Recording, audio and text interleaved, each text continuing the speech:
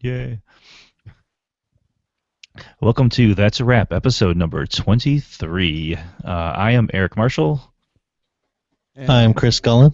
and I am Nick Schlegel. and we are three guys with PhDs who like to talk about film and media and stuff. You can find us at that'sawrapshow.com. We're also on Twitter and Facebook. Today we are talking about our top 5 favorite film endings, and then for segment 2 it's going to be film books about film, books concerning film, that sort of thing that we'd like to recommend to you.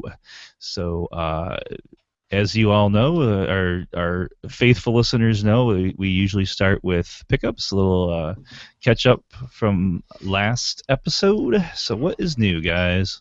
Why don't you begin, Eric?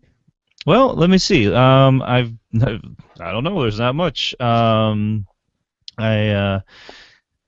so just had a birthday, so that was good. Everybody's happy about that. Yay. Getting older. Happy birthday. Getting older is fun. Yeah. Uh-huh. So, just wrapping up a summer semester at U of M Dearborn, which has been going quite well. And I'm at that bittersweet moment of, about to say bye to them, but also being like, yeah, okay, cool. I'll get my summer to myself for the most part. Right. Otherwise, I've been writing, and just enjoying the summer weather here. What about you guys? Chris, why don't you go? Very busy. I'm not teaching right at the moment. I'm doing some other stuff, getting ready to move to Massachusetts to start the semester there in the fall. But I am teaching in a couple of weeks at Oakland University, so I'm getting ready for that class. Just it's just busy summer. Trying to get a little writing done. I just got into a conference in New Orleans in October, so got accepted to that. So I'm going to be heading down there in October for the Popular American Cultural Association of the South Conference. Fun city, fun people. So I'm looking forward to that. So good, good, good. Very busy, but very good time. Okay. Cool. Nick? No, pretty much the same as you, Eric. Just finishing up a spring term, and yeah, the final exams next week, so that's all done. And then I've got about 8 weeks of unemployment after that, where I will be clearly writing every day. I've got to finish a book and deliver it. Contract calls for delivery this fall, so I'm going to try and finish it up and take advantage of being unemployed. Yeah. You know, just sort of, you know, trying to do some meditative things around the house. Yeah, summer's great for that kind of stuff, man. It Really really is. is.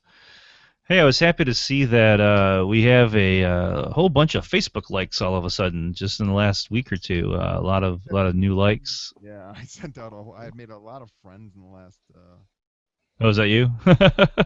Some of it was me because I went to my high school reunion and I told everyone at Nice. my reunion about about the podcast, and they were like, "Oh, we'll check that out." So they all, a bunch of them Oh, came and cool, liked cool. it. Yeah, yeah, Oh, that's great. If yeah. if listeners want to like us on Facebook, you can find us there. Just do a search for That's a Wrap with a W, and like us. We announce all of our new episodes there, and sometimes there's a fun little survey or something. So, I was happy to see that. That was cool. Yeah, I was wondering where the where the traffic was coming from. I also noticed we had a comment on the Wes Anderson. Um, Episode, which is something like our fifth or sixth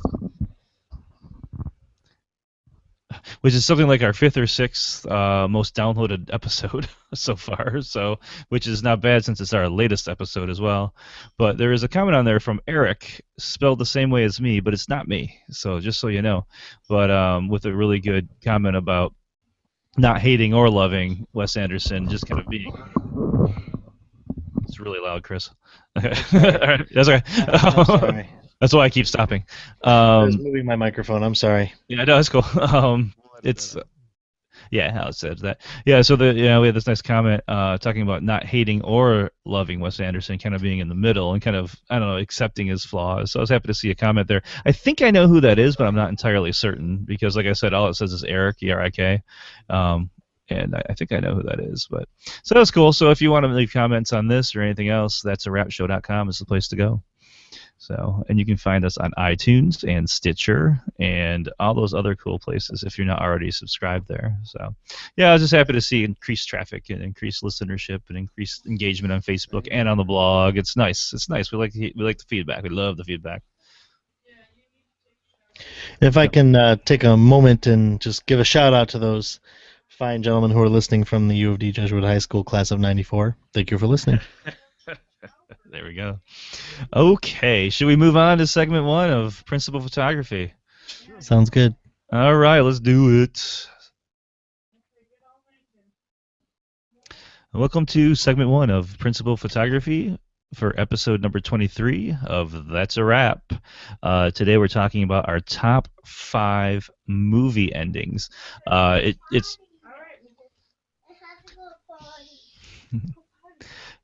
It's probably redundant to say that there are going to be spoilers in this episode. So Just a few. This might be our least listened to episode, actually. It could be. And, the very nature of this episode is we're talking about our favorite endings. So, if you're listening, probably the best thing to do is, since we don't have a list put up because we wanted to genuinely sort of surprise each other, and have it be spontaneous. The best thing to do is if we say the film and you haven't seen the ending, as you're listening to this, you might want to just scoot forward a little bit into the podcast. Yeah. If you really don't want to hear it. But I guess we should warn you that all the films, we will tell you the film first before we actually get into the ending, obviously. Yeah, definitely. And I think this time maybe we'll post the list on the show notes so people can just take a browse it, so that, you know what I mean, in case you're really like, oh, I didn't know that's how Citizen Kane ended or whatever. Not that that's one of them, but and as usual with our top 5s, we don't know each other's lists. This is all going to be a surprise to each other, so that's always exciting. I feel like when we've done these before, I always feel like I have a decent list. I always assume there's going to be some overlap, and sometimes there is, but usually there's not. But I always feel like when each of you guys mention a film, a lot of the times I'm like, oh, I wish I had thought of that. Oh, and I'm sure that's going to happen today as well. Yeah, I suspect that too. I was thinking about that. So I've had my list sort of like, mentally inscribed for a very long time, so I haven't really thought much outside of it. I just knew exactly what my top 5 favorite endings were, so I'll be listening to your stuff going, oh man, I totally should have thought of that. Oh, why didn't I think of that? Because mine was already kind of etched in cement. Right. Yeah, that's good.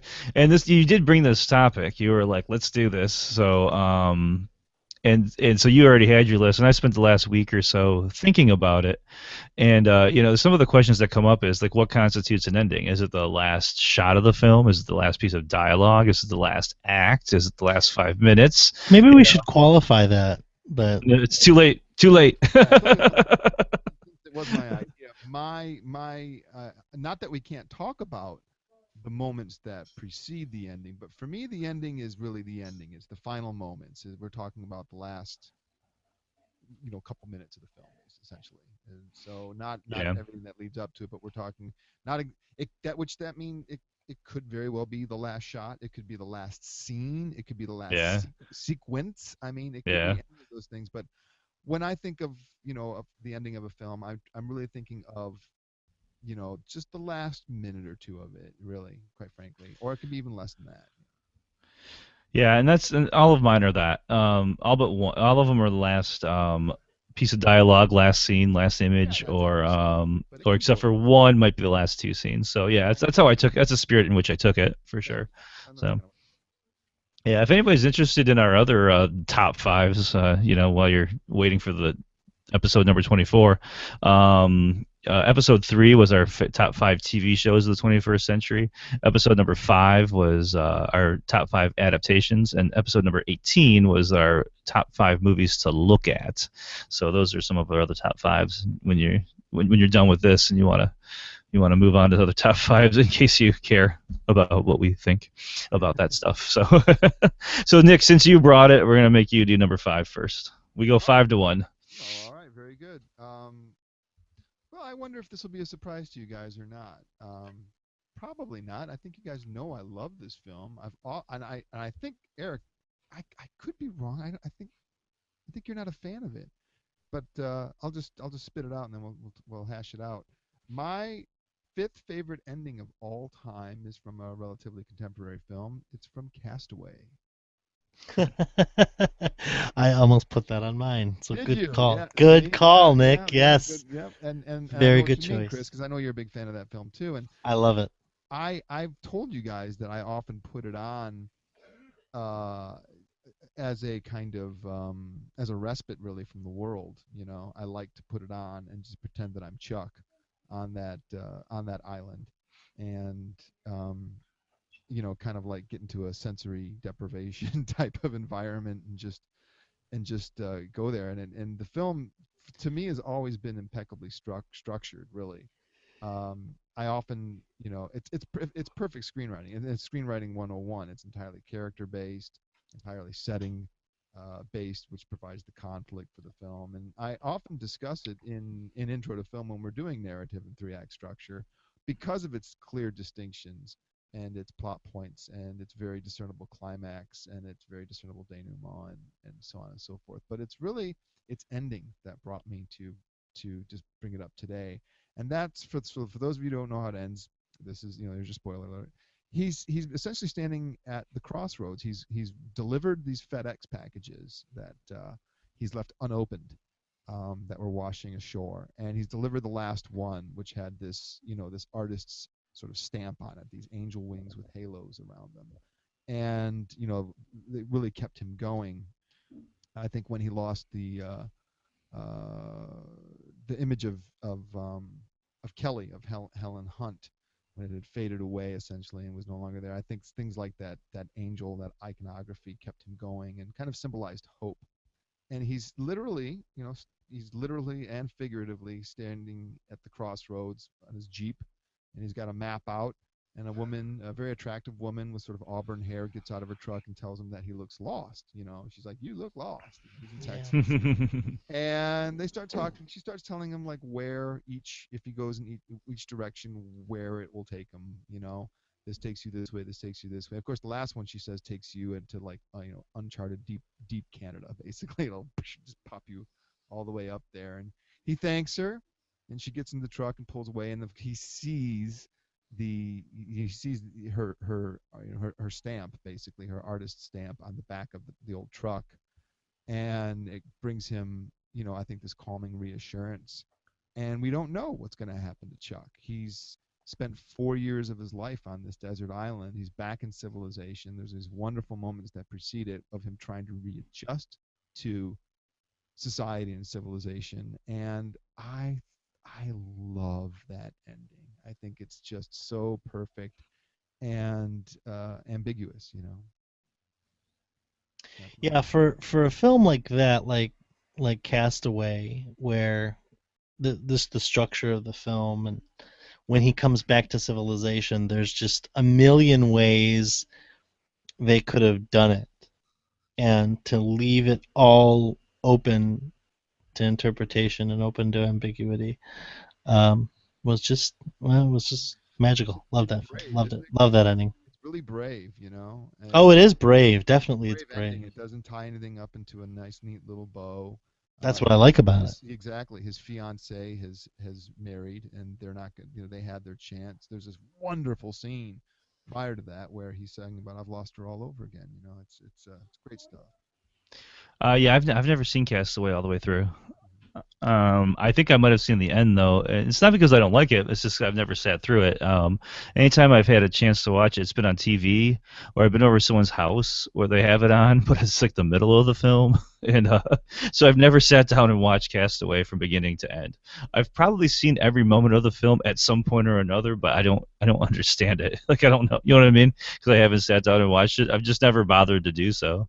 It didn't appeal to me, I guess, when it came out, and I'm not like I mean I'm open to watching it. I'm sure I will at some point, but yeah, it's always like I see a 20 minutes here, a half hour there, or like I'm watching at my mom's house and everybody's talking or stuff like that. So There's so I a don't know. real, I haven't seen it. that's the last thing I'd say. There's a real sort of minimalist score from Alan Silvestri in the film, and there are certain cues and motifs and themes that are reoccurring in it, and as with the as we're left on Tom Hanks there at the very end of the film, they cue his theme and the credits roll, and it's just for me one of those perfect little cinematic moments, and that's why it's my number 5. Great, cool, excellent. Hey, before we go on, do you guys notice any difference in audio quality? It sounds great, yeah. Sounds fantastic. Okay, good. So, Rebecca just turned a fan on. I wanted to make sure you didn't hear the fan. All right, cool. Are we Chris, gonna do honorable mentions? if you guys want to, I don't have any. So if you guys want to, but why is this? So does that determine what you say for number 5? No, but I do have a couple of honorable mentions. All right. I've got a couple too, just to throw. Well, let's start with 5. See how long we go. Yeah, How's that that's a good call. Yeah. 5 is Nick and you Eric probably too will know that this is a very important film to me, and maybe it should be higher on the nostalgia scale, but I put as number 5. I'll just say it, and that's Steven Spielberg's E.T. Oh. And really, the ending for me, the ending, is kind of that ending portion starts when they're on the bicycles, and they go across the moon. That's kind of like the real ending, and then they land, and of course the Amblin Entertainment, and the Amblin and insignia, and whenever I see that scene, I always get chills. And then of course they land, and E.T.'s ship has come back, and he goes. He has that I'll be right here, and he revives the plant, and then he scuttles off onto his little ship. It flies away, and a lot of people, especially now with special effects, they dog E.T. But that was the first film I ever saw, and the ending to that, the wrap up, really kind of puts it into a nice package, and is just kind of it gets to the human nature of that film and of the creature, and I just absolutely adore it. And of course Williams' score is just in full lush orchestral triumph. So that's my number 5. That's a good one. E.T. the Extraterrestrial and His Adventure on Earth, which is the official full title of the film. Is it really? It is. And His Adventure on Earth. I did not know that. That's a good one. That's a great. I can't imagine anybody dogging that film today, and I'd be very upset and want to know why, because it was just, I think it's just as magical now as when I saw it in the theater. I've heard people call it corny. I've heard people call it stupid. I get really upset when people dog E.T. Wow. Yeah, I know, right? It's such a sophomoric, ignorant. Yeah, I mean that is reading of the film. That actual shot from the film, that frame to make the icon, to make the logo for his entertainment company. I mean, right. And you're right, John Williams. I mean, he very smartly gave us little portions of the theme throughout the film. He never played the da da da da da da da. Not until we have that release, that tear from when the actual bike takes off, and it takes off, and you see it across the moon, and then you have that da da da da da da da. Great. And I still thank you.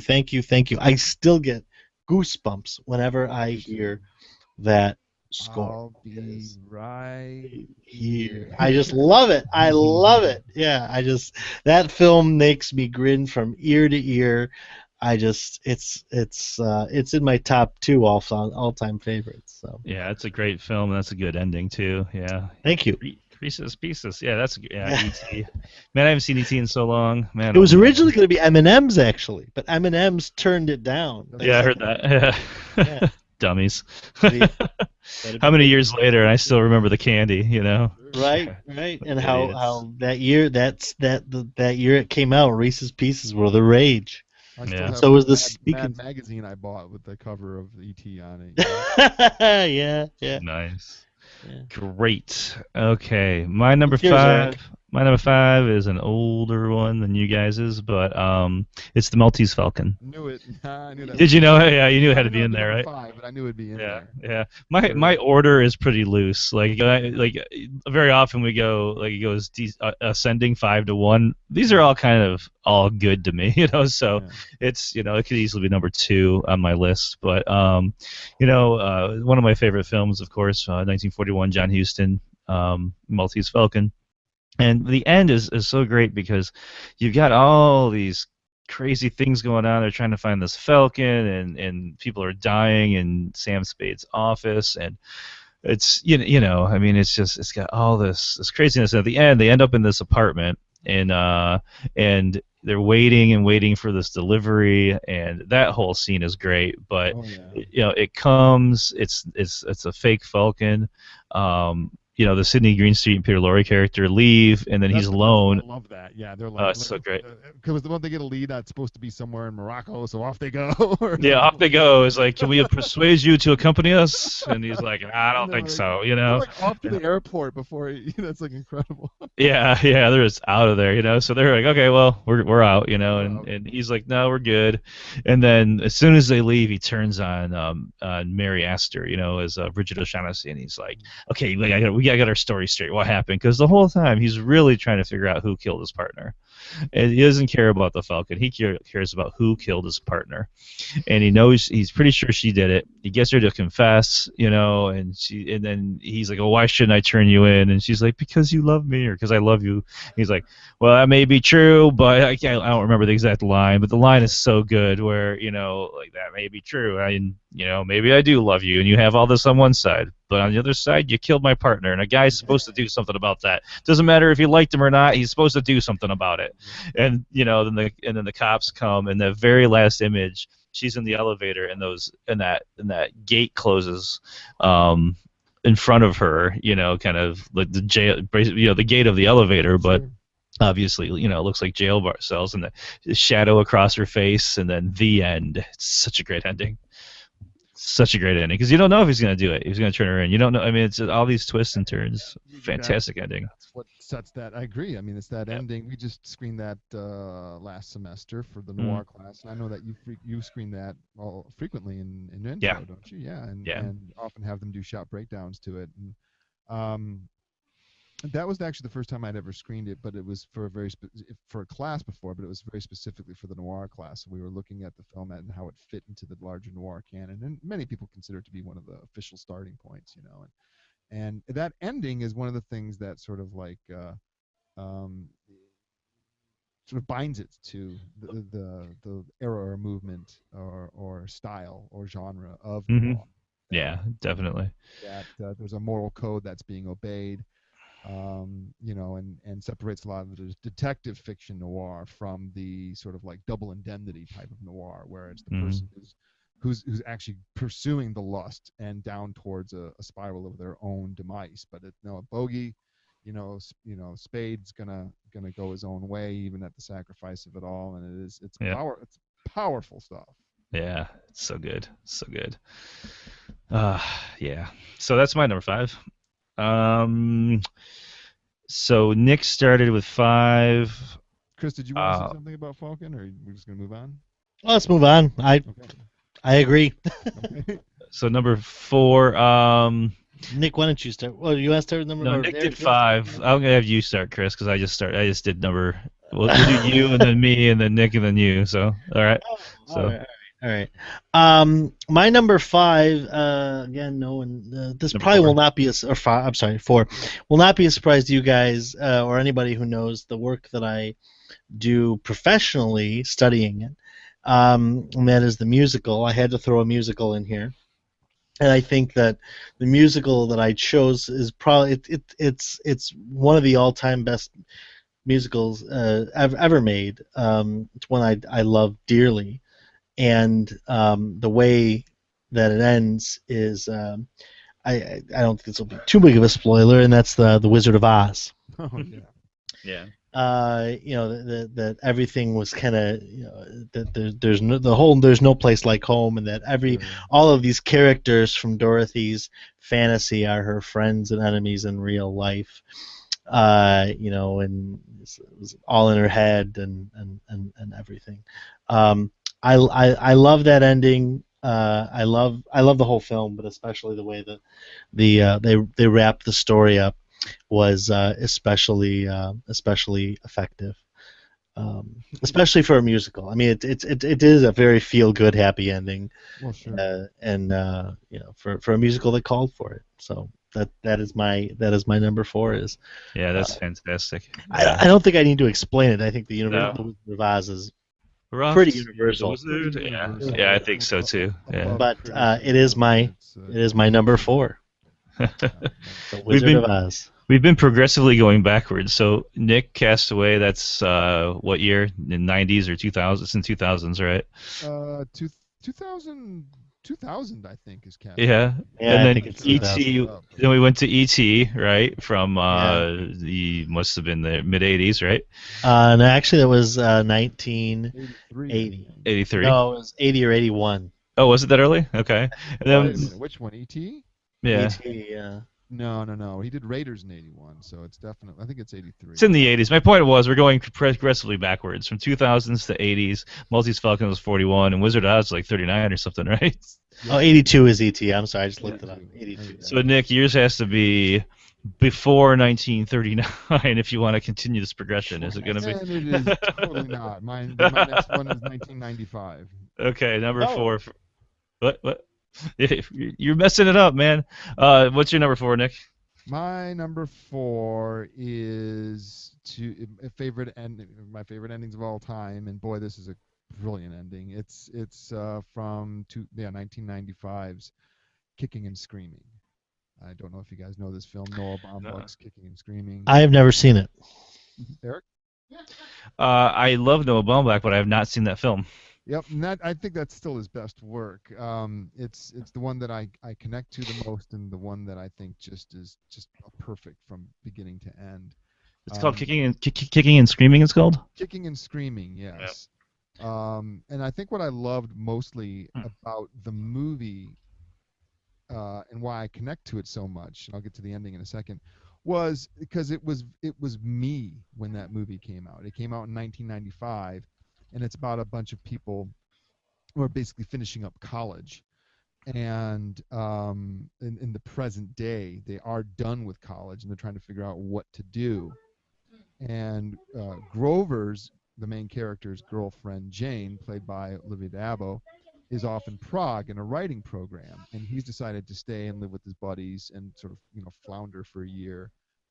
And so the film is told in a series of flashbacks about when he and Jane first met and their last year of college, and getting their shit together. But the thing of it is that the funny thing about all the central characters is that they're finishing up college, and yet they're completely sort of like impotent. They have no idea what they're going to do. They know they don't want to become the Eric Stoltz character, who's this guy who's like been in college for 10 years and is like tending bar, and he's supposed to be like the wise old sage. They know that much, but they just don't know exactly what to do. And we get to the ending, so here's the big spoiler. And the mechanism throughout the entire film is that she's in Prague, and she's left him a voicemail, or answering machine taped message, and he can't bring himself to listen to it. He gets a little bit further into the message every time, and then we go to a flashback about how their relationship continues to grow and flourish and stuff like that. And it's just incredibly beautifully realized. And we find out that basically she's still very much in love with them. And we get to the last scene, and the last scene is just this sort of like crazy 3x5 card scene that could have been anywhere in the film. In fact, it takes place like on one of the first days they ever spend any time together. And it's genius. They're walking down the street, and they start talking, and they've just come out of this writing class, and she wears this retainer. And Olivia d'Abo, who I met, and I have pictures of her with me, and I've just been had a massive crush on her since I was a teenager. We talked a lot about that scene and this film, and it's the work she's most proud of in her entire career, and it's been a very long career. And the scene ends with him saying, how like old couples can just like basically kiss each other and they don't even think about it. It's like automatic. And she's like, yeah. And he's like, I wish we were an old couple so I could just lean over and do that right now. And she sort of smiles, and the music swells, and it's over. Huh. And you're like, you know, the first time you see it, you're like, you're kidding me. You know, that's the end. And then this That's it? shit-eating grin comes over your face, and like, that's the end. And it's like the greatest ending. It's so incredible, and it's from way, way, way back in the actual, you know, story. Plot-wise, yeah, it's the last scene, but story-wise, it happens. Whoa, when they first meet. And it's just absolute genius. I love that scene. I love that movie. It's a masterpiece. That sounds great, man. I just wrote it down. It's top of my list, man. I Sorry, know. it ends now. I guess you're right. I guess I do know. That's fine. Yeah, because I like the Squid and the Whale, and I like Great. Yep. Greenberg is really good. I've heard Francis Ha is really good, but I haven't seen it yet. It is streaming on Netflix. Yep. And you know he wrote the Fantastic Mr. Fox and The Life Aquatic, right? Yes, I do. Well aware of that. Laura and I have had these discussions many Yep. times. But yeah, he's good. So that one escaped me. I never saw it. Don't even know it at all. So that's cool. And you never seen? I'm one of the original Noah fans from back. Oh yeah, back I'm before hardcore Noah. he was even making films, man. All right, should we move on to my number 4? Unless Chris has something to say. No, I haven't seen the film, but I just wrote it down. So Okay. Yeah, it's in my queue now. My number 4 is actually it's the first film I thought of when we first started talking about when we first mentioned it to me, and it's also a film I haven't seen in years. So the end is not as seared into my mind as some of these other ones, but it's Chris Nolan's Memento from 2000. Oh, yeah. Yeah. Okay. Because I don't remember how that ends. You'll have to remind us all. Well, it's more the narrative than the visual that I remember. But he's Guy Pearce plays a guy who has memory problems. He can only remember the shortest term memory, like lasts maybe 5 minutes or something like that. The film is told backwards, and he runs into this guy played by Joe Pantoliano, who it becomes pretty apparent the guy's manipulating him and trying to he's been trying to convince Guy Pearce's character Leonard that he's been helping him try to find the guy that killed Leonard's wife. And it becomes apparent as the movie goes on that he and this other woman, Natalie, played by Carrie-Anne Moss, are manipulating him, and this Teddy guy is trying to get him to kill people he wants killed, and he just starts the whole thing over and over again. This becomes apparent as you go, but the very, very end, we find out that Leonard has, through a series of notes and tattoos on his body and all these other kind of things, because he can't remember anything. This is how he remembers. He has at the beginning of the last cycle convinced himself or tricked himself into believing that Teddy was the one that killed him, and therefore killing Teddy. Right. You know, so it ends up like your mind is kind of blown by the fact that this guy Teddy has been manipulating him the whole time. And there's this image that they keep coming back to. There's certain images that they keep coming back to, and you keep thinking it's in the future. Well, it ends up being the time that he actually shoots Teddy. Mm-hmm. And he figures out that Teddy's been manipulating him, and that's when he decides to like break the circuit or whatever. And there's so much other stuff going on in that movie too, because there are a lot of clues that his wife never died or she wasn't killed. You know, the whole thing seems, or that he killed her. There's all kinds of different suggestions of different ways you can interpret this film. But I just remember that trick ending of you think you finally figured out where it's going, and it's goes in a completely different direction. So that one really is a spoiler if you haven't seen Memento. Yeah, so. But that's why we're putting the list on there. And yeah, I mean, I have not seen Memento since it came out, and that was during a time when we were getting a lot of clever endings. You know, Usual Suspects, Yeah. Memento. I mean, a lot of these films were coming out around the same time. And it's funny when you said Memento, because I'm like, you have to remind me, because I remember the film. I've seen the film. But it's been a long time, and I mean, it was one of those films that really put Guy Pearce and Chris Nolan on the map. Yeah, definitely. I remember for the life of me, if you asked me like the last couple of scenes or whatever, what they were, I would not remember. Me too. I haven't seen it. I haven't seen it since it came out either. Yeah, they're in this outdoor kind of place. It's hard to explain, like this abandoned warehouse or something sort of thing. And and that's when he shoots. It's pretty cool. I didn't, it's funny. I was thinking about trick endings, because you're right. You had Usual Suspects, Memento, Sixth Sense was somewhere around there as well. I think Right, Pulp yeah. Fiction was kind of similar to that too. Mind Game, It, yeah, it had the in kind a of way, clever, yeah, clever yeah, ending that was really the beginning of the film. The ending that was yeah, the beginning and all that. yeah. Um, but Pulp Fiction though isn't like the end doesn't like these films like this the end that recontextualizes the entire thing. Pulp yeah. Fiction you kind of know, maybe 40 minutes in that something weird's going on, right? Definitely Right. something like the Yeah, Triangle Game. which is Yeah. why Pulp Fiction holds up so well in my opinion. But my opinion. But I I didn't want to put too many trick ending movies into my list, and this one was kind of representative. Notice I didn't put Inception in there. That would have been because Nolan's good at these kinds of things, right? But I thought Memento would be a better one than Inception because everyone knows the ending of Inception and it's great and it makes you think all that. But I don't know. I think the Memento ending is a little more profound in a certain way, I guess. Very Profound cool. might be a strong word, but so that's my 4. 3. So Nick started, then Chris started with 4. I guess I have to start. How do I keep ending these? I'll give you my number 3 as well. My number 3 is Eternal Sunshine of the Spotless I Mind. knew that'd be on there, too. I kind of had a suspicion that would be on there somewhere. Well, it's because I keep bugging you guys to talk about it, but yes, like let's talk about it on the podcast. So I'm like, okay, I'll put it on my list so we have to talk about it. So this is our preamble to our show on If we ever get around to that, yeah. Eventually. I feel like I've been talking a lot, but that's the problem with going back to back. But Eternal Sunshine, as those of you who have seen it know, is about a guy another one, a memory film. Now that I think about it, a couple who have their memories erased, to forget their relationship with each other. It follows Jim Carrey's character, Joel, through the process, and most of the film takes place in his head, where he is erasing this bad relationship with his girlfriend Clementine, played by Kate Winslet, and it goes in reverse order as well, like Memento, and about halfway through, he decides he doesn't want this anymore because now he's getting to the good memories, the memories of when they fell in love, right?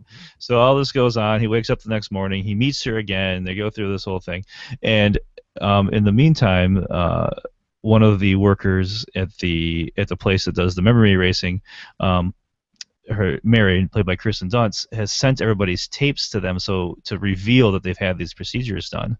And so they arrive at Joel's house, Clementine and Joel do, and or they're going to his house. Clementine's playing the tape, and it's her going, I don't know about this guy Joel, or not this guy. Like, we've been dating for several years, and he just kind of bugs me, and she's saying all these mean things about him, and as far as they know, they've just met like 3 days ago. And then he kicks her out. He goes listen to his tape. Same thing. He's going, she's not that smart, and she's kind of a slut or whatever. And at the very, very end of the movie, Genius. she's like, they're standing in this hallway facing each other, each with their back to the wall, and she's getting ready to leave. He stops her, and she's like, what? And he's like, I don't know. And she's like, well, what do you want, Joel? You're going to get sick of me, and you're going to get tired of me, and I'm going to get sick of you, and we're going to want to break it, whatever. And he says, okay. And she says, okay, and starts laughing. And that's the last part of dialogue. But then it cuts to this scene on the beach. That's a snowy beach, and it's the two of them, and they're both running away from the camera, where this Beck song, the lyrics to which go, everybody's got to learn sometime. It's Beck singing it. I don't think he wrote it, but everybody's got to learn sometime. It's got a shot of them running away from the camera for a good, I don't know, maybe 10 seconds, and then it cuts, and it's them running away from the camera again in a shorter shot, and then again, and it repeats like 3 or 4 times before it fades to white to end the movie. And the reason I love this ending is because it doesn't seem incredibly ambiguous, but it is, because because either they're agreeing to mess everything up again because they know that they've done this before, right? And so if you read it that way, you're like, these people are idiots. They're gonna break each other's hearts again. This is, or you can look at it as, oh, love prevails. They're destined to be together. They're going to learn from the mistakes they learned on the tapes. Everything's great. Yay, love, And I think it depends on where you are in life, how you interpret that film, And then those shots at the very end with the music over them, I think implies that they've done this many times before, not just the time we see in the film. I think it's a wonderful ending. It's ambiguous, but you can read it in different ways, and it's really, I think, a really great ending to a really strange film. I agree.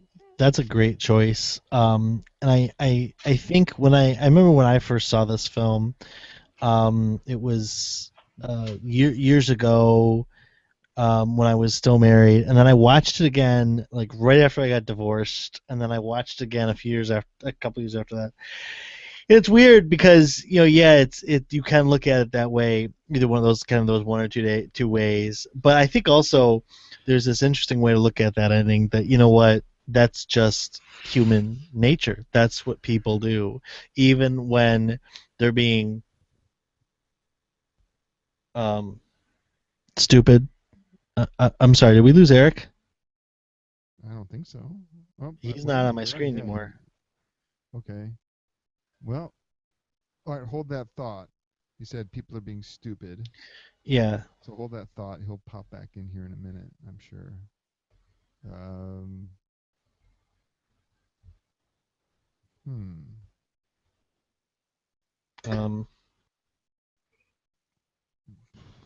Do we need to send him an invite? Let's see here. I'm hoping he didn't just lose power or something. Oh wow, yeah, that would be bad. Are you texting him? I'm texting him right now. Okay. Let's see, do I need to send him an invite? I never figured out how to do this invite thing, because he's always the one that's sending the invites out.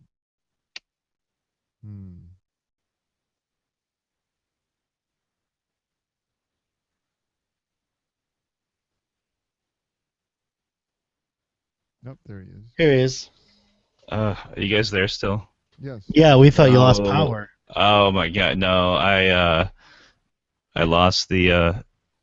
Hold on a second. I lost the window for some reason. No, I got you on two different windows. Okay, are we still on air? Oh God! Oh my God! I thought I lost the whole thing. Oh.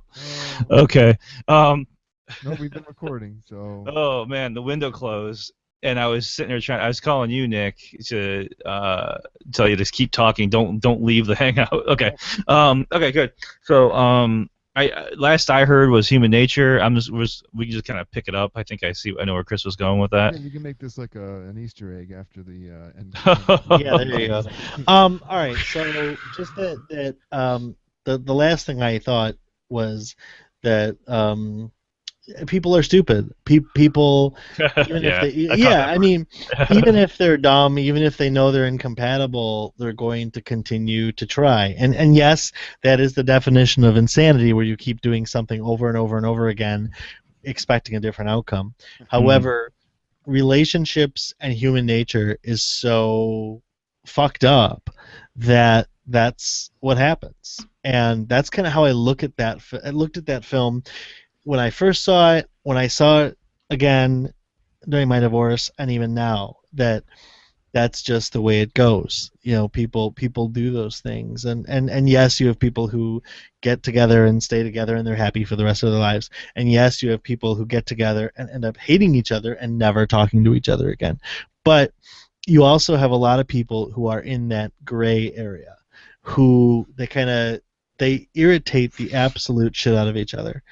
And they know they shouldn't do it again, but they do it again anyway, because you know what?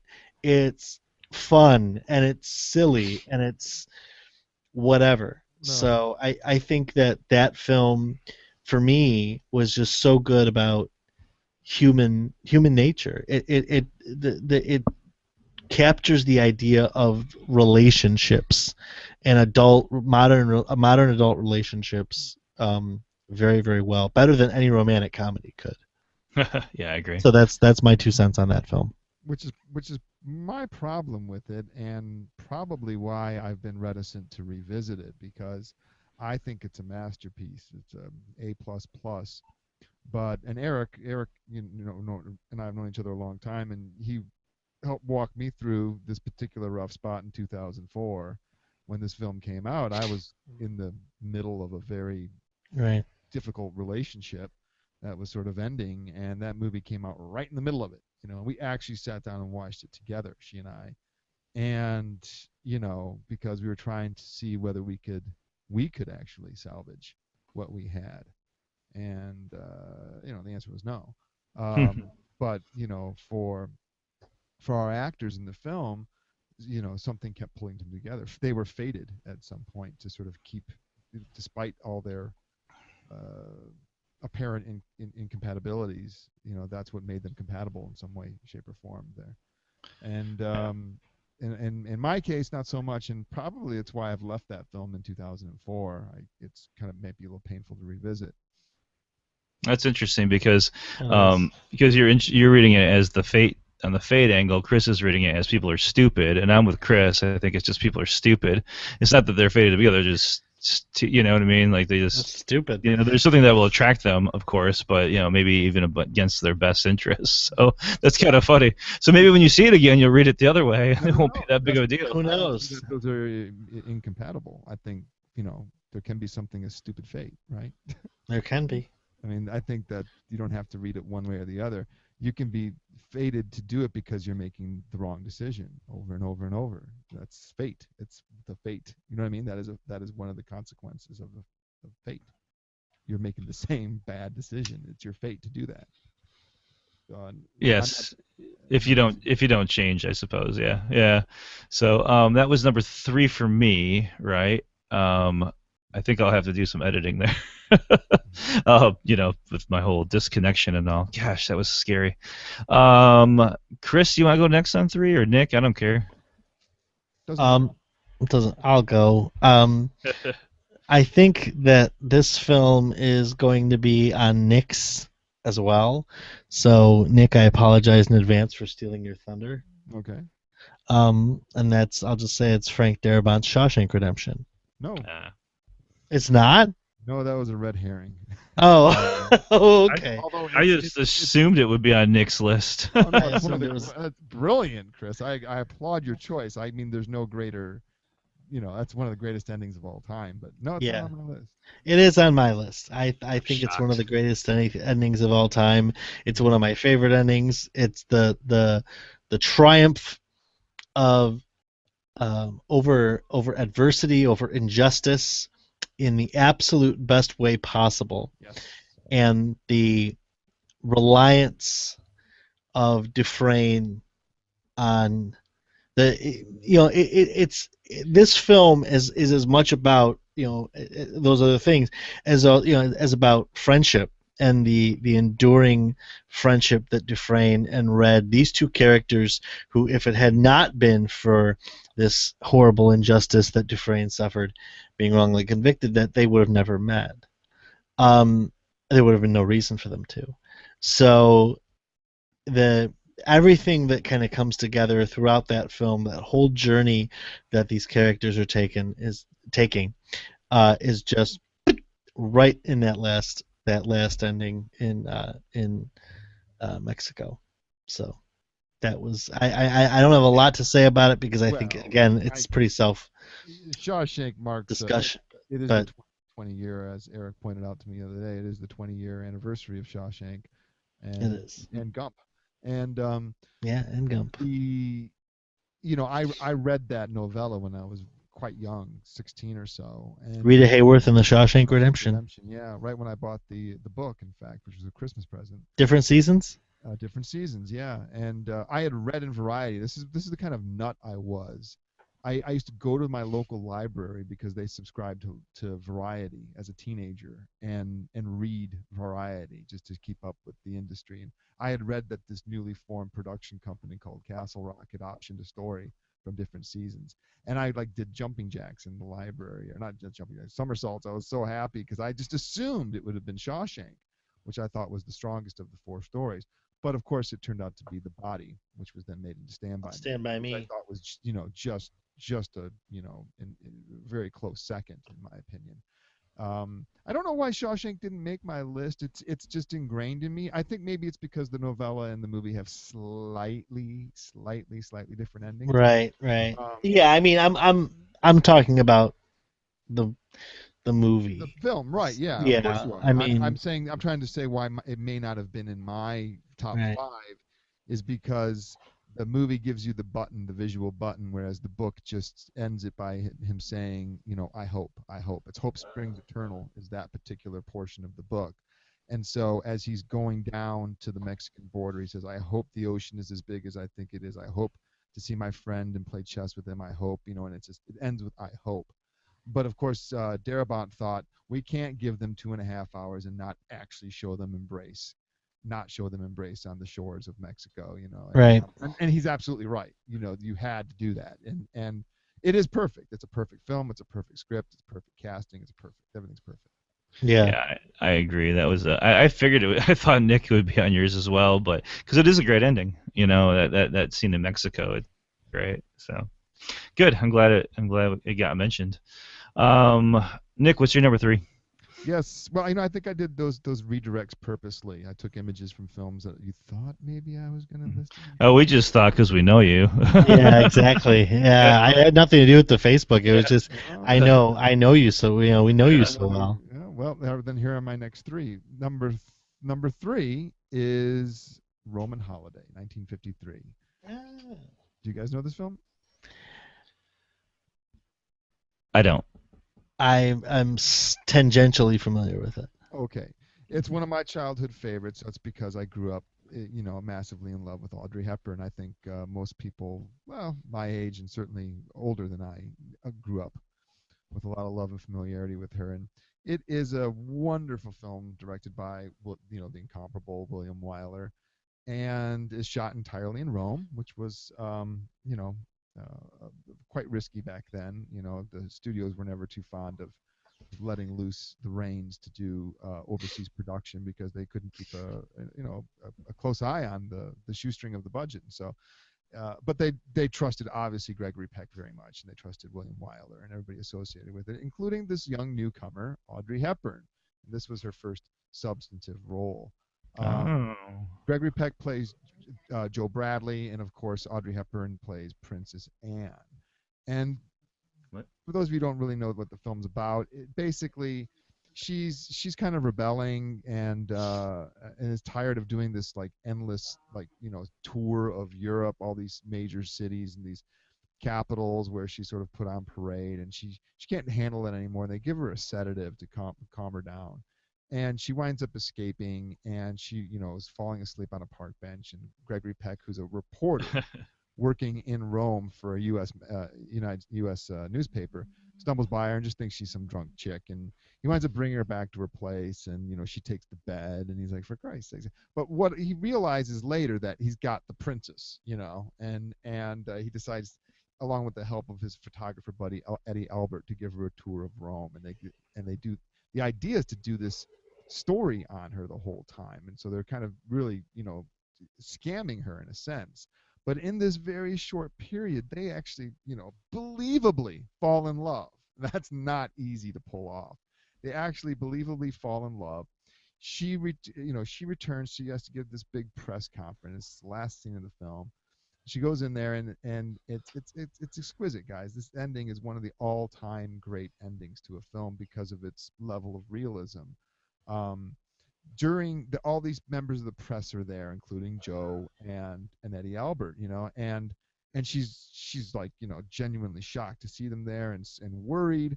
And what's so beautiful about the scene is that they can't openly express their feelings towards each other.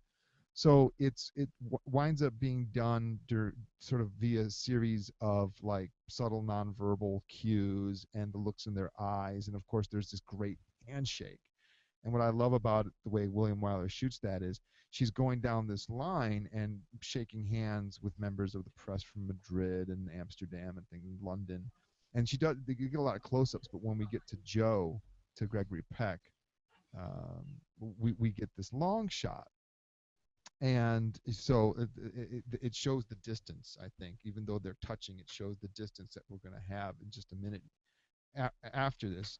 The best part is yet to come, though, and that's when they ask her, does she have a favorite city?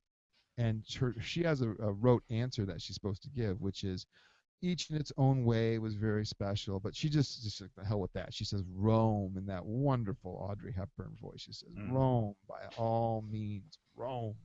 And then she says, I will cherish my visit here in memory as long as I live, as she's looking at, Gregory Peck. And then basically she leaves. And then everybody from the press corps leaves. And you're left with this isolated shot of Gregory Peck just standing there, kind of hoping and praying she might come back. But he knows that she won't.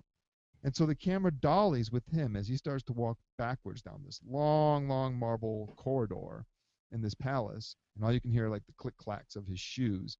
And he gets to the end of the corridor. He turns around, one last look just to see if she's there. But she's a princess, and he's a reporter, and it can't be. And that's it. That sounds the way you describe that sounds so great. Yeah, that's just fantastic. That was marvelous, Nick. That was truly marvelous. Oh, Yeah. as a kid, I just went nuts for this film, guys. It's so Yeah. beautiful. It's Well, we all love Audrey Hepburn, of course, but that's just one Yeah. that I never saw. Yeah, just escaped me for some reason. That sounds great. I would definitely watch that. Just to watch that ending. That sounds wonderful. Yeah, That's in great. fact, when I used to show that to friends growing up as a teenager, I would uh, I would invariably get one of two reactions. People would either say, "I love that ending," or they would be like, "I hate that ending." Yeah, that's great. Um, who wants to go first for number two? Nick, why don't you go? Me, back to back. Okay, number two. This is a tough one, guys. I'm actually going to break my own rule and not totally give away the ending to this. Yet it is my number two. And for those of you who've seen it, you probably will understand why I'm not willing to do this. My second favorite ending to any film ever made is Cinema Paradiso. Oh, I don't know if yeah, either of you guys have seen this. yeah, I know And Chris? Yeah, I've seen it. Okay. it. I think it's one of truly the greatest endings ever. It would be my number one, save for one thing. It is the story in some ways, it's a semi-autobiographical tale of the director of the film himself, Giuseppe Tornatore, Mm. with some dramatic license thrown in. And So good. it is the story of a boy and his lifelong love affair with movies, and it's told entirely via flashback.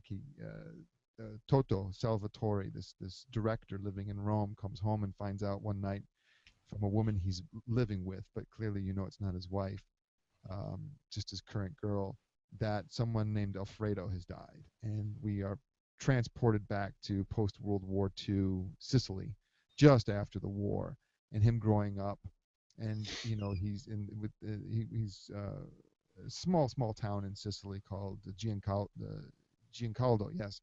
And he kind of works in the movie theater, and not works in the movie theater. Sorry, he kind of like constantly frequents the movie theater as the priest, the local Catholic priest, censors the films, taking things he finds objectionable, or as he calls them, pornographic, out of them.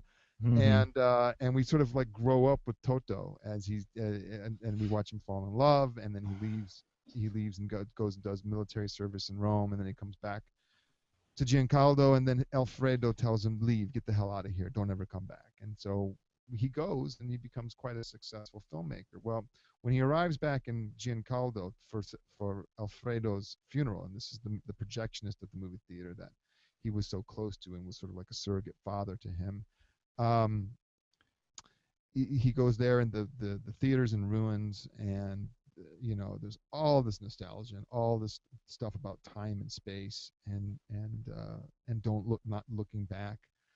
And uh, he barely knows his sister. He confesses to his mom that he ran out on her like a bandit, and she says, don't ever think that way. I'm glad you did what you did. I'm glad you left.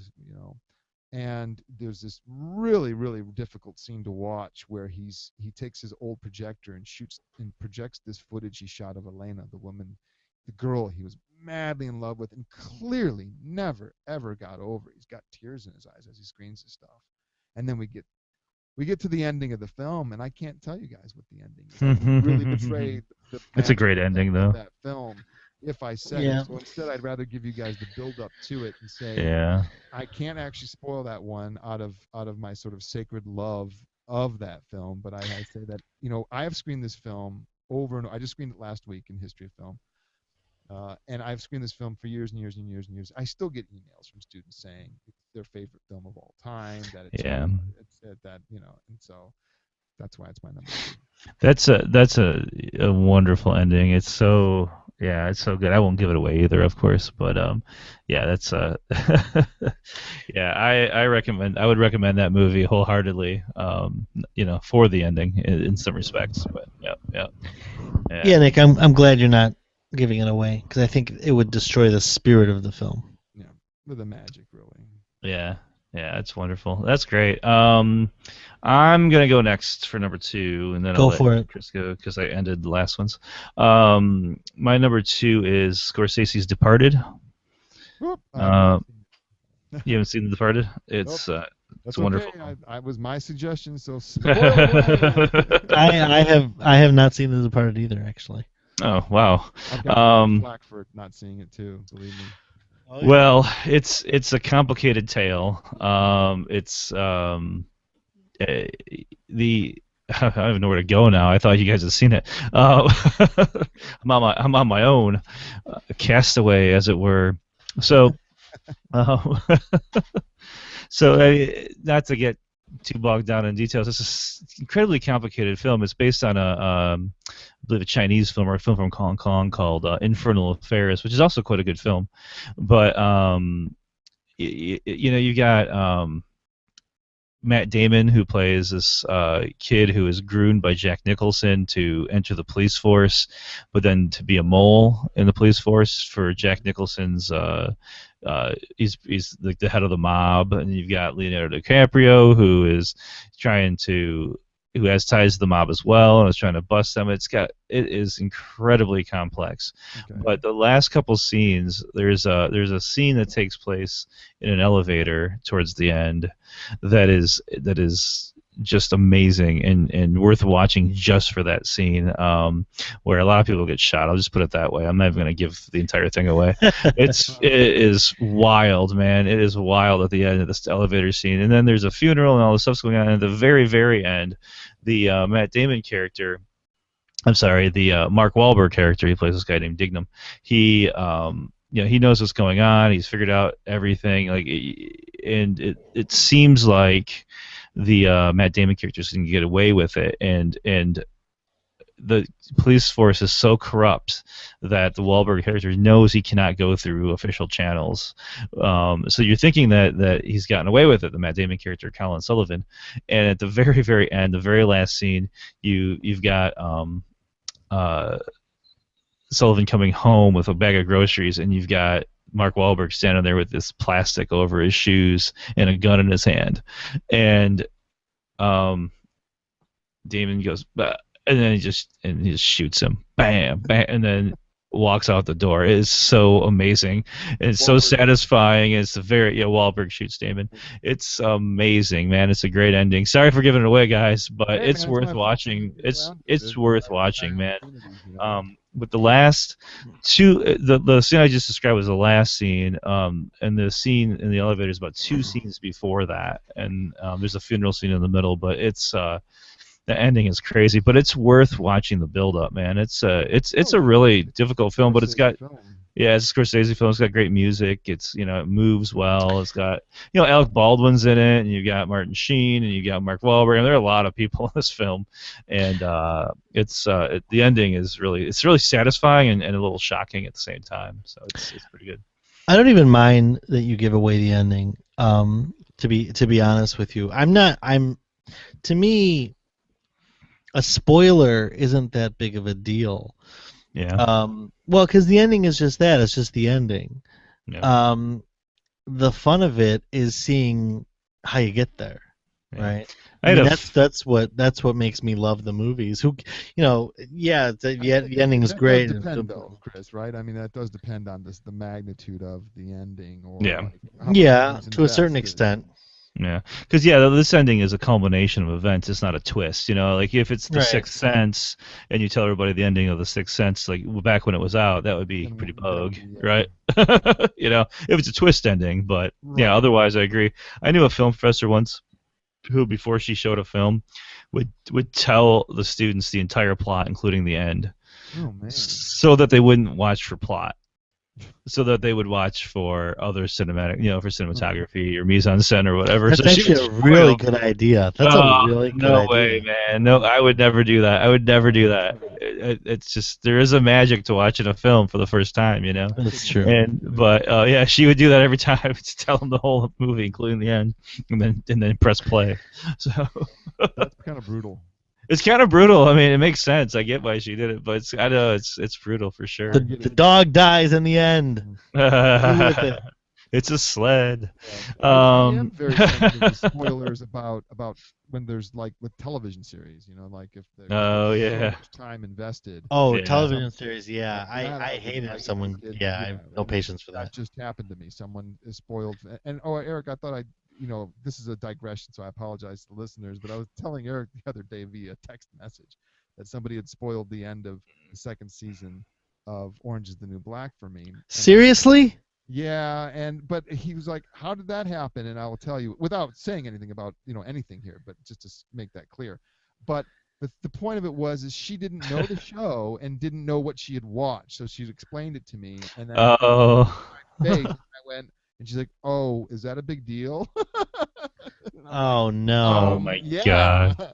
And so that's how somebody inadvertently, accidentally destroyed season 2 for me, and I'm like, Oh, that's terrible. It's terrible. Man. That is just terrible. Yeah, That's television seasons is a different. That's a Yeah. different monster. That's a different Yeah. monster. And I certain don't have films much like the ending of Psycho or the end, like Right. if somebody had spoiled that for me, before I'd seen it, I'd be upset. Or like that stupid T-shirt. Oh, my spoiled T-shirt. Yeah. Oh, you Yeah. have that? Yeah, that's a dumb The one, shirt. the dumb shirt. It is. What are you talking about? What It T-shirt? has all It's the a- spoilers to all the, Oh, that's great. It's a T-shirt through Threadless. No, I'm sorry. Most people should see these films. I'm sorry. Luke is his. Look it. I was in second grade, okay, when I saw Psycho. I would say that's pretty early in my life, but Yeah, that's pretty early. But a second grader's not going to look at my shirt and say, "Oh, Soylent Green is people." No. You were gonna say that these films have been out a long time. People should know the ending of them. But I mean, yeah, I was in second grade when I saw Psycho. I'd call that an early adopter. So Yeah, that's pretty early. Yeah, so I mean that doesn't It's hold true all the time. It's a great Yeah. shirt. It's fun. It's mean spirited, is what it is. It's mean spirited. It is. It gives away all the endings to all the hey, Rosebud's a fucking sled, Jeez. It's meant in fun. It's just Everybody's dead. All right, let's move on. Everyone's dead. All right. Where are Well, we? We're on number 2 still. I said mine. Where are we? I'll go. Was this all off of The Departed? Oh my gosh. Yeah. This is all off The Departed. We have Nick's number 2. Okay, Chris, what's your number 2? All right, my number 2 and my number 1 are both class. I'm just gonna say they're classic films. The endings are very well known. That doesn't take away from the fact that they're still two of my favorite endings of all time. So speaking of which, since we just mentioned the fucking sled, my number 2 favorite ending of all time is Citizen Kane. I love Citizen. The sled keeps coming up as a joke. The sled too. keeps coming up. Rosebud.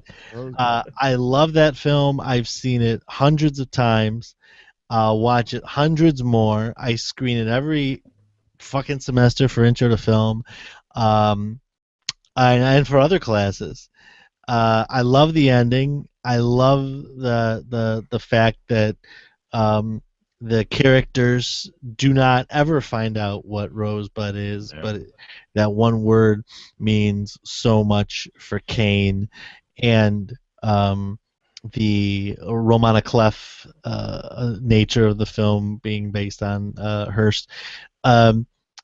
again, it is a film that people should know. It is Rose. The whole idea of Rosebud has been kind of ingrained in popular culture, but I love the ending, and I love that last short shot of Xanadu with the smoke pluming up and the intense heavy music. Bernard Herrmann did that score, I think.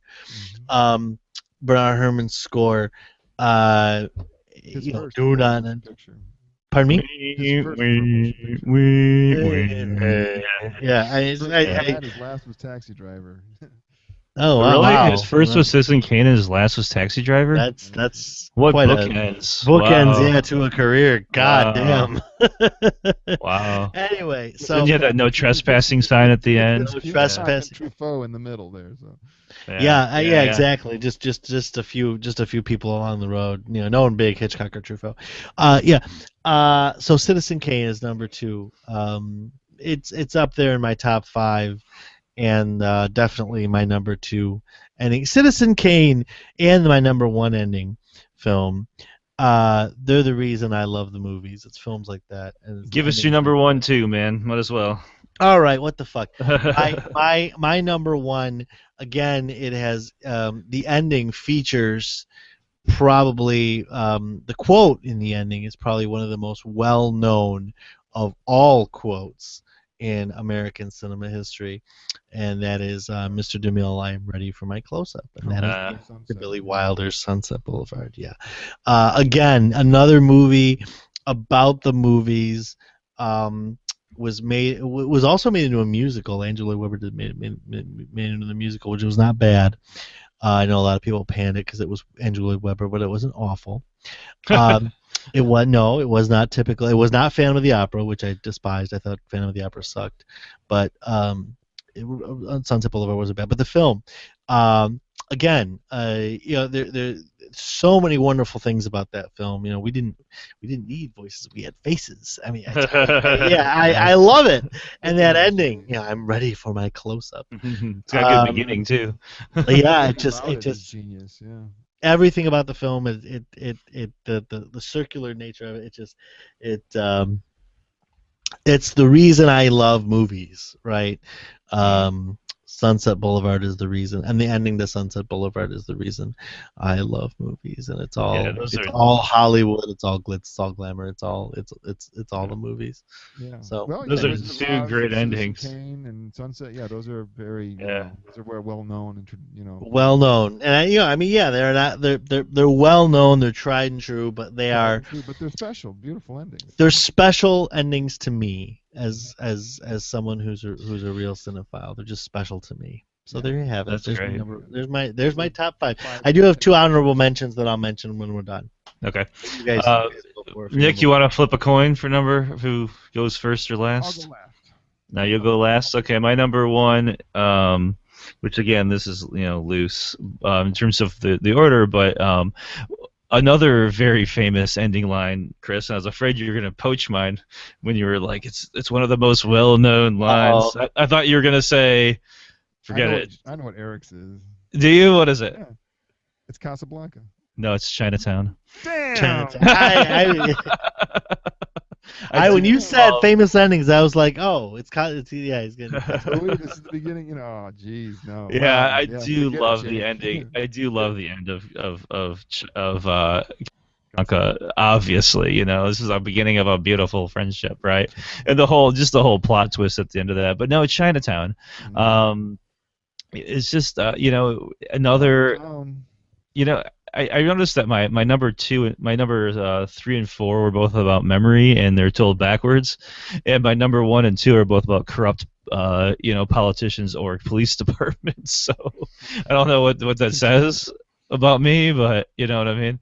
But the very end of Chinatown, with they're in Chinatown finally, where they haven't been in this entire film. You've got this incredibly corrupt person, Noah Cross, who it's hard to imagine a worse bad guy, than Noah Cross, played by John Huston. He's I mean, I guess I can give it away, but he's sick. He's evil. He's twisted. He's sick. He's slept with his daughter. And he was trying to hide it. He doesn't even seem to have any remorse about it. He's a murderer. Oh my gosh, terrible person. At the end, this is a neo noir. So in most film noir, you, especially because of the production code, in part you expect the bad guy to get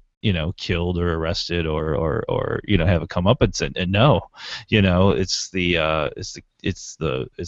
girl that ends up dead, the woman that ends up dead. He takes off with his granddaughter slash daughter, and then at the very end, Line comes. the big line, is with Jack Nicholson's Jake Gittes. Someone says to him, "Forget it, Jake. It's Chinatown," and that just sums it all up. I wish I could do impressions. I can't. Can you do that impression, Nick? Well, yeah. You're good at impressions. Yeah, it's like, forget it, Jake. It's Forget it, Jake. Yeah, I said Jack. Yeah, forget it, Jake. It's Chinatown. Oh man, and it just encapsulates this whole, like, there's nothing you can do No. about the deep, just evil of this man, but of the system in general. Like, not everything goes in Chinatown, and it's just this, evil wins in this film in a really big way. And I think Robert Towne, the screenplay, like you said, is absolutely amazing. It's one of those screenplays you make students read when when you want to show a good screenplay in your class. You make them read that. And Polanski directed it well. Nicholson's great. I mean, so forget it, Jake. It's Chinatown.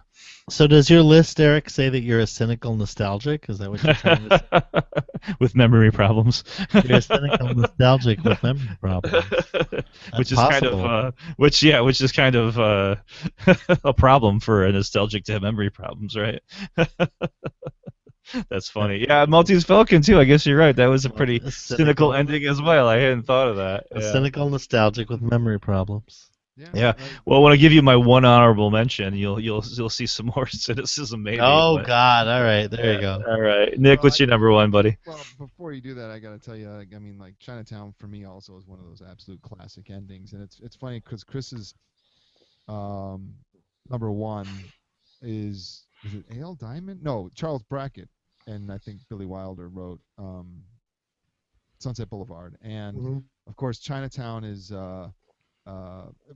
Robert Towne, and my number one, the screenplay, is also recognized as sort of like a master template for storytelling, for sure, and also for kind of like showing young writers how to go about doing things. Maybe not so much in the post-2000 era right now, where concept and effects and things are privileged over story and character, but my number one is, I would consider it probably like the greatest ending to a film of the entire 1970s, but it's my favorite ending of all time, and that's... I think I know this one.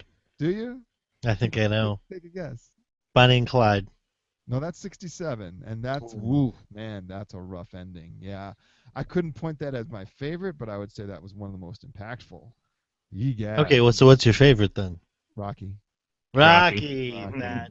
Damn it! I should have guessed Rocky. Yeah, Rocky is just. Adrian. Yeah, I mean, it is sort of like so perfectly encapsulates. It's the 70s, you know. I mean, it's right smack dab in the middle there in '76 is when it was released, and by God, I mean, it was the giant killer, took down all the president's men, and for those of you who don't know, I'm sorry, but I'm going to give it away.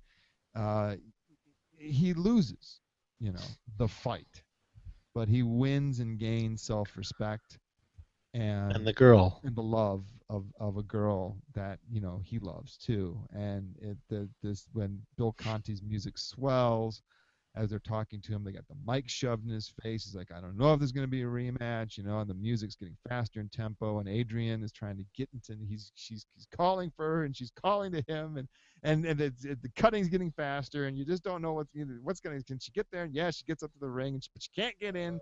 Then Paulie lifts up the rope, and she scoots in there, and then they tell each other that they love each other.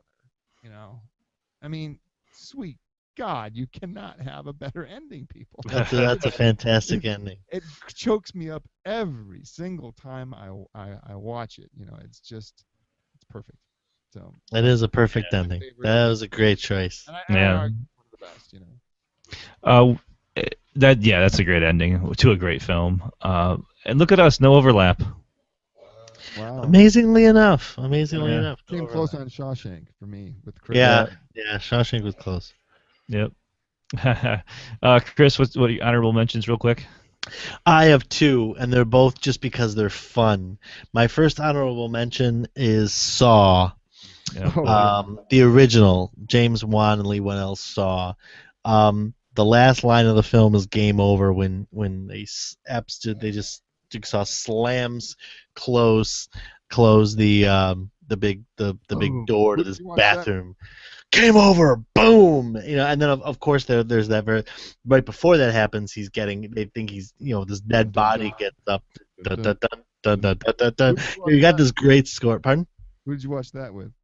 I watched that with you. There you go. I Yeah. watched that with Dr. Schlegel. You He, burned it for me, Nick, a long time ago. I yeah, probably we shouldn't say watched that, but I we never watched watched it. we watched Saw Oh together. shit! All right, don't pay attention to what he said then. Yeah. Yeah, All and right, what's your other honorable mention? all right, the other one is I'm gonna get a lot of flack for this one, but you know what? It was just a cool ending to a fun film that was novel at the time, and that would be the Blair Witch Project. Oh, Oh, sure, boy. great ending. I love the ending of the Blair Witch Project because when they walk into the house and you were hearing these screams and you see that dead body, he's I kind of agree. propped in the corner, and then you see another screen and the camera flips almost like you're gonna see the Blair Witch, and then it goes black, and that's it.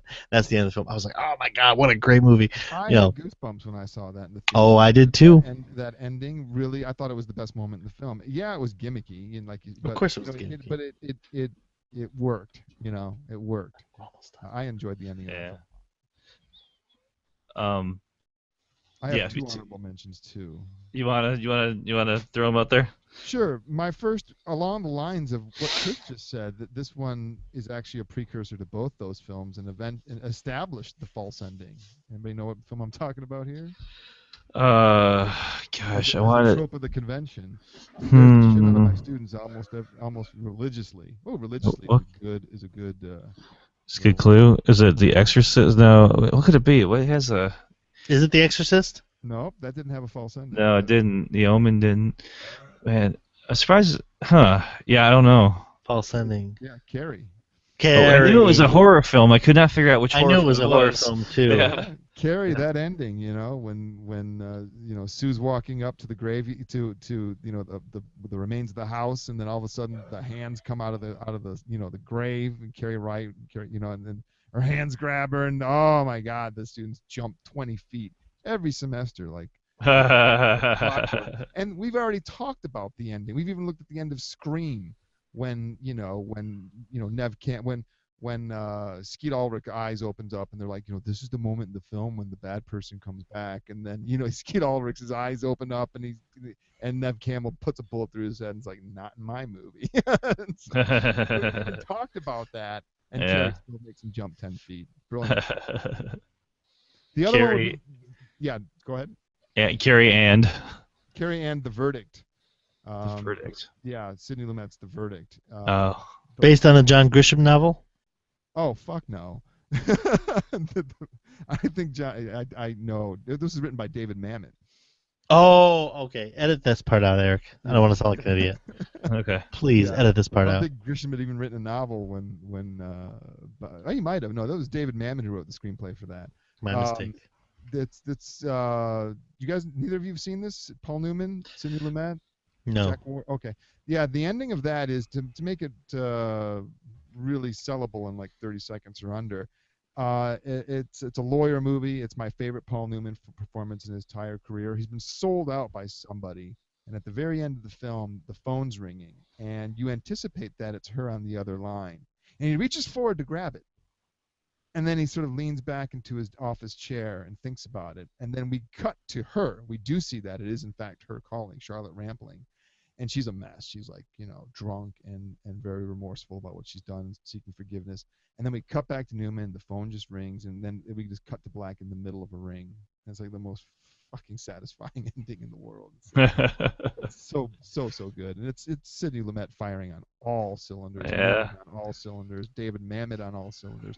You guys haven't That's- seen The Verdict. It's a masterpiece. Yeah, that's a tough one. I love Paul Newman and I love Sidney Lumet, but I hate David Mamet. But I think those two will overpower it. It's So like Mamet's first script, I believe. Yeah. I mean, he's really No. playing it straight. yeah, No, that's there's- good. There's no Yeah. Mamet in it. It's not based Yeah. on a play that he wrote or anything. He was Yeah. just, like for The Untouchables, which works perfectly.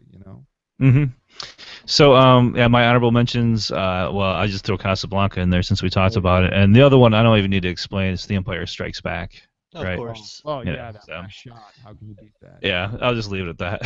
So sounds good. We Well, have we've been going accomplished. for- Yeah, we've been going for a while now. Chris, you just blanked out. I'm sorry. Oh, there you go. Yeah, we've been going for how long? Hour and a half. Hour and a half. Do we want to do a quick segment too, or we want to make this a one segment situation? I'm good with the one segment because it's getting kind of late. Yeah. And I'm fading. I don't know. What do you and because it's an hour. I mean, it's an hour and a half long podcast. It's pretty long. What do you guys think? I could go either way. We'll let Eric can make. I'm gonna edit it down probably to about an hour and 15 or an hour and 20, which is a pretty long podcast. We can save the film book segment too for another time if you guys want. It's cool with me. It doesn't matter to me. Mine would only take a couple minutes to do. Do you have one, Chris? Offhand? Not off the top of my head. I was trying to. There are a couple I could come up with quickly, but Yeah. Let's do this one segment one for this since we went so long, and just do segment 2 some other time. That one. Does that sound good? That sounds good. I'm fine with that. I do have a book though, since we talked last, but Nick. But yeah, that's cool. I'll edit it down a little bit. But mostly it could stay as is. I'll edit that one thing out, Chris, and then I'll edit out Thanks. my goof when I